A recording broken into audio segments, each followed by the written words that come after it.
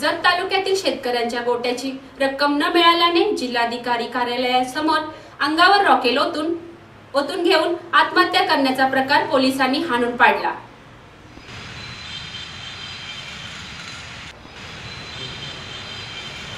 जत तालुक्यातील रहिवासी गोरख बजाबा केंगार राहणार बेळुंकी यांना जिल्हा परिषदेतर्फे गोठा बांधकामासाठी 67,000 रुपये मंजूर झाले होते, परंतु ग्रामसेवक यांनी अवघे 6,000 रुपये हातावर ठेवले होते।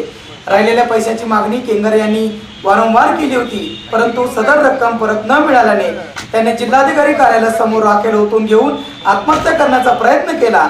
तत्काळ विश्रामबाग पोलिसांनी धावाधाव केली, त्यांना रोखले व अनर्थ टळला।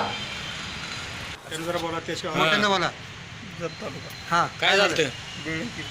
हां काय झालं का?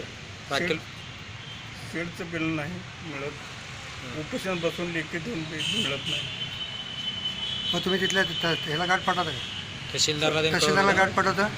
अगोदर सगळं उपोषण 4-5 वेळा उपोषण झाले, हां देतो म्हणून लेखी देतात पण काय मिळत नाही। किती रक्कम?